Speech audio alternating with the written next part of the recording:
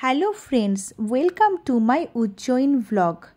আমরা উজ্জয়িন গেছিলাম মহাকালেশ্বর জ্যোতির্লিঙ্গ দর্শন করব বলে, কারণ ওই দিন ছিল আমার মেয়ের জন্মদিন।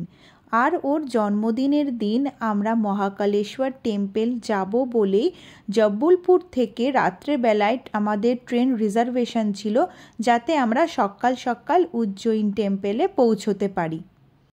উজ্জয়িন মহাকালেশ্বর জ্যোতির্লিঙ্গ টেম্পল এতটাই বড় যে পুরো গোটা একটা দিন লেগে যায় মন্দিরের ভেতরটা পুরোটা ঘুরতে।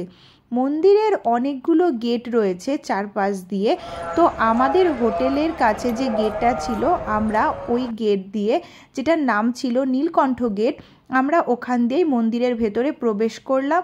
আর বাইরে পুজো দেওয়ার জন্য ডালা পাওয়া যাচ্ছিল, আমরা সেখান থেকে ডালা নিলাম।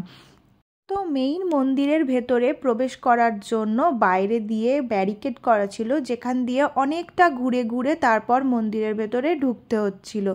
আর সেদিন প্রচুর রোদ ছিল, কিন্তু যাই হোক মন্দিরে প্রবেশ করার জন্য অনেকটা ঘুরতে হলো, আমাদের অতটা অসুবিধা হয়নি। আর এই দেখো মন্দিরের ভেতরে যখন আমরা পুজো দেওয়ার জন্য ঢুকলাম, ভেতরেও কত রেলিং করা রয়েছে, মানে পুরো জায়গাটা কভার করার জন্য ওই একই জায়গা দিয়ে ঘুরিয়ে ঘুরিয়ে তোমাদের প্রবেশ করতে হবে। তো হ্যালো বন্ধুরা, আমরা মহাকাল মন্দিরে এসেছি উজ্জয়িনীতে। আজকে আমার মেয়ের জন্মদিন, ওই জন্য পুজো দিতে এসেছি। আপনারা সবাই আশীর্বাদ করবেন যেন আমার মেয়ে ভালো থাকে, অনেক বড় মনের মানুষ হয়, এই কামনাই করি। আচ্ছা, আমাদের এরপর পুজো দেওয়া হয়ে গেছে আর আমরা মন্দিরের বাইরে বেরিয়ে এসেছি, চারদিকটা একটু ঘুরে ঘুরে দেখছিলাম। আর ছোট ছোট আরও অনেকগুলো টেম্পল ছিল, তো সেইগুলোও আমরা দর্শন করছিলাম আর চারপাশটা ঘুরে দেখছিলাম যে কোথায় কি আছে। শুনেছি যে এই মন্দিরের নাইট ভিউটা নাকি আরও সুন্দর, যেটা আমরা বিকেলবেলায় আবার দেখতে এসেছিলাম। তো সেই ভিডিওটাও আমি তোমাদের সাথে এর পরে শেয়ার করব। তো মন্দিরের বাইরে বেরিয়ে নিজেদের একটু ফটোশ্যুট করলাম।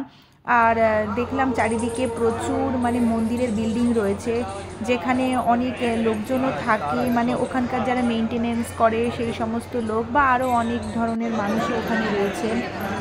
এগুলো দেখে বেশ ভালো লাগলো।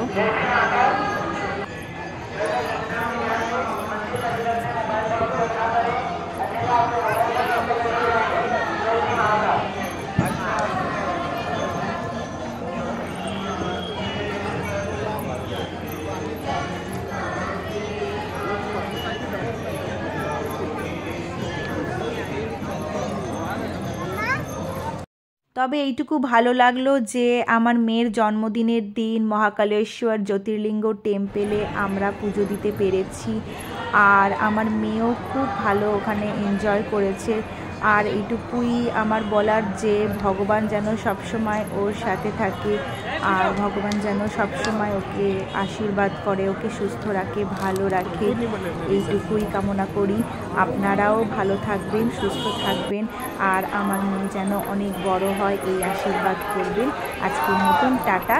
এরপরে জ্যোতির্লিঙ্গ টেম্পলের নাইট ভিউ আপনাদের সাথে শেয়ার করব।